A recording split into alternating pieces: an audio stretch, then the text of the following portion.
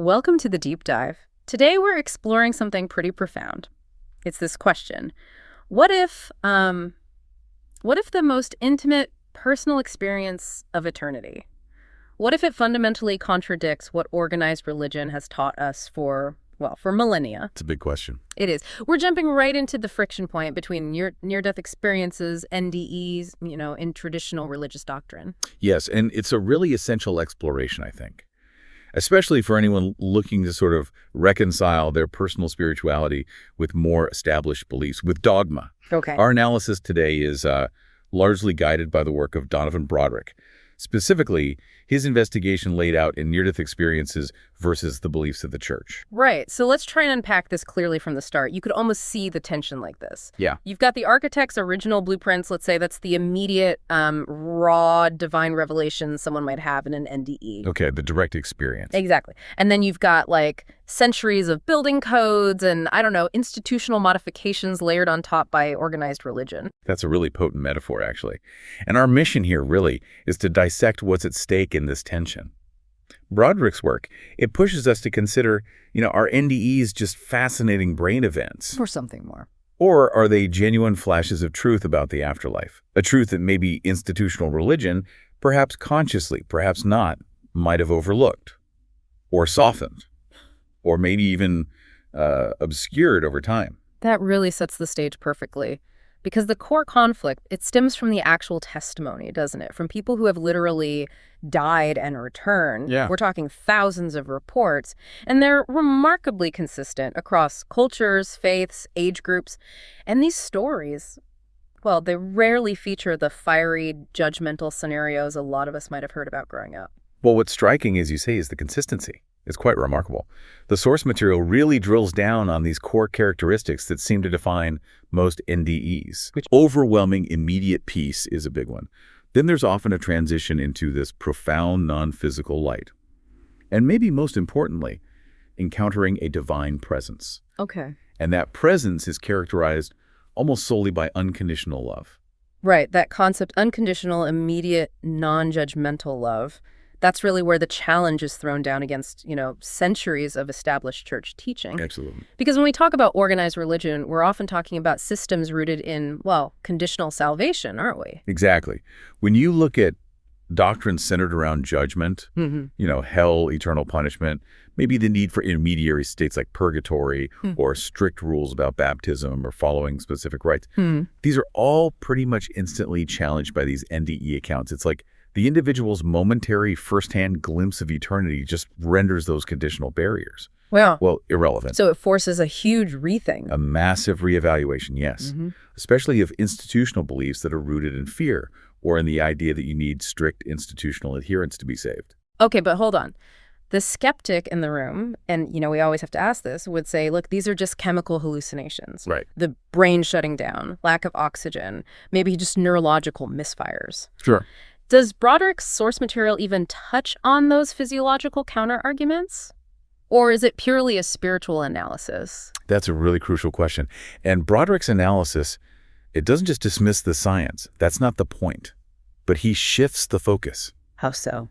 He argues that even if there are physiological mechanisms involved, and there likely are, the sheer consistency and the profound life-altering impact of the experience across such diverse backgrounds, people with no prior religious framework sometimes, it suggests that the subjective experience itself points towards an ultimate spiritual reality. So the mechanics don't cancel out the message. That's the argument. The empirical mechanisms don't necessarily negate the theological implications. We're looking at the spiritual message here, regardless of the vehicle that delivers it. Yeah, okay, that makes sense. So we move past the purely medical definition and we focus on the, let's call it the theological data. And the biggest data point seems to be this description of the divine. Yes. Many NDE survivors describe interacting with the being that is essentially pure love, nothing else. Absolutely. And the source makes a very strong case that this description, it fundamentally contrasts with traditional interpretations.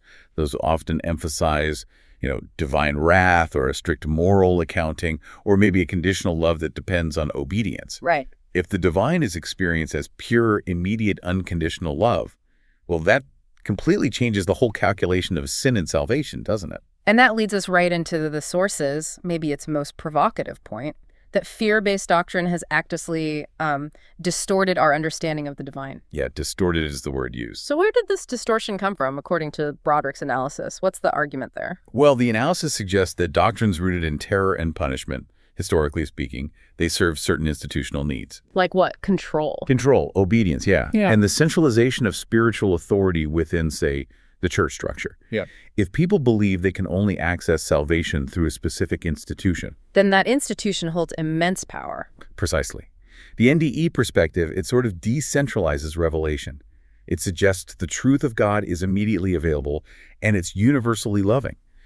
So if that need for terror and punishment starts to erode. Then the institution's role as the sole mediator also starts to erode. Exactly. The need for the institution to mediate salvation potentially lessens too. Wow. So the NDE perspective doesn't just challenge the idea of hell itself. Yeah. It actually challenges the functional use of that judgment doctrine by human institutions throughout history. That's a key part of the argument. It shifts the entire spiritual focus away from a God who's primarily seen as punishing or balancing scales towards one of inherent, pure, unconditional love. Which, as you said, turns the traditional approach on its head. Completely. Instead of desperately trying to earn your way toward acceptance, the message becomes, you are already accepted. The spiritual task then shifts, doesn't it? To what? To realizing and integrating that universal, already existing love while you're living here on earth, rather than just trying to avoid eternal punishment. Okay, now this is where the conversation really has to deepen, I think. If NDEs challenge tradition so fundamentally, Broderick needs to show why his interpretation holds water. And he promises a bold biblical examination. He does. So, the learner in all of us wants to know, how exactly does the source use scripture to back this up? This idea of unconditional love, and maybe to undercut those fear-based doctrines. What does the Bible really say? And perhaps more importantly, what doesn't it say about life after death? Right, and this is probably the most nuanced part of Broderick's work. His approach isn't about rebellion against the Bible. It's framed more as a kind of critical recovery. Yes. He argues that much of the heavy emphasis on eternal punishment comes from, well, selective focus and maybe even mistranslations that happened centuries after the original texts were written. Okay, can you give us a concrete example? How does that re-examination work? Certainly. One key argument revolves around the actual terminology used for the afterlife. Broderick analyzes the original Hebrew and Greek words. Okay. For instance, terms like Sheol in Hebrew or Hades in Greek. Initially, these seem to have referred simply to the realm of the dead, the grave, maybe to shadowy existence, not necessarily a place of fiery torment. So a more neutral state perhaps was later interpreted as a specific place of punishment? Is that the idea? That's strongly suggested, yes. The analysis proposes that the concept of a fiery, eternal hell, as many understand it today, became much more solidified later on, and it was heavily influenced by the translation of terms like Gehenna. Gehenna, I've heard that term. Right, which in its original Jewish context often referred to a real valley outside Jerusalem, a place used for burning refuse, basically. And it was sometimes used metaphorically for destruction or judgment. Okay, a metaphor. But the source argues that tradition took these metaphors, magnified them, and then sort of merged them with concepts of eternal damnation that maybe don't have such a solid footing in the earliest scriptural texts. That's quite powerful. It suggests that tradition didn't just interpret the texts. It might have actively shifted the meaning of the destination itself. That's the implication. What about the positive side? Does Broderick highlight scripture that supports unconditional love being already present in the texts, just maybe overlooked? Oh, absolutely. The examination focuses intensely on New Testament teachings, particularly around grace and reconciliation. It argues that the sort of religious system of conditional salvation often ignores the full weight of texts that emphasize universal restoration. Universal restoration. Yeah, the idea that divine love ultimately triumphs over all separation, that it encompasses everything in the end. So it sounds like Broderick's work is trying to peel back those layers of institutional interpretation. Exactly. To get back to maybe a simpler but more powerful spiritual truth underneath. That's precisely the aim. It's presented entirely as a call to awakening.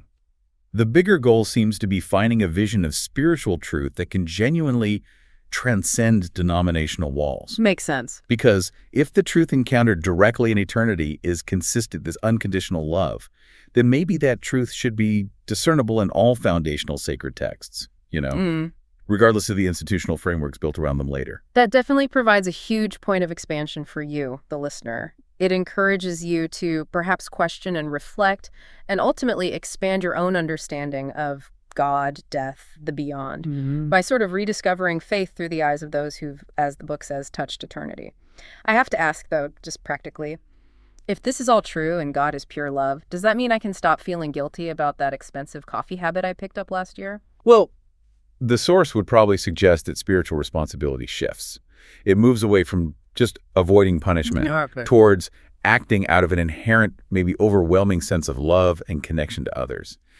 It changes the motivation, you see. How so? You act ethically, not primarily because you fear hell, but because you recognize your connection to everything and everyone, and you desire to reflect the kind of love maybe glimpsed in an NDE. It's like moving from a transactional religion. I do this, so I get that. Exactly. Towards a more relational spirituality based on love and connection. Okay.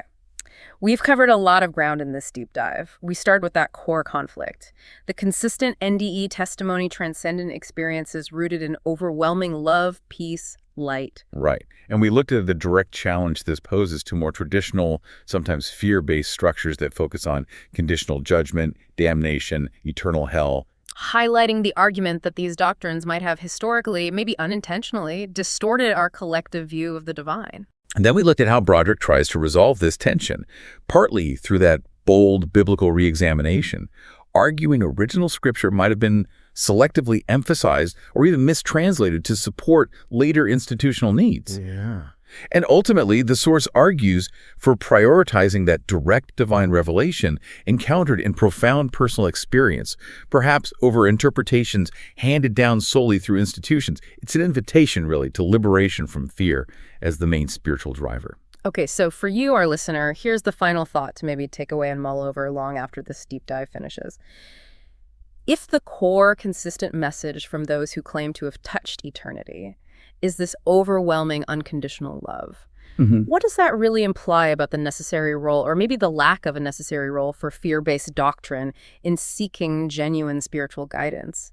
Is there a specific institutional belief that stands out to you as being in the most tension when you place it next to this idea of pure, non-judgmental, universal love? Something to think about and maybe explore further based on what we've discussed today.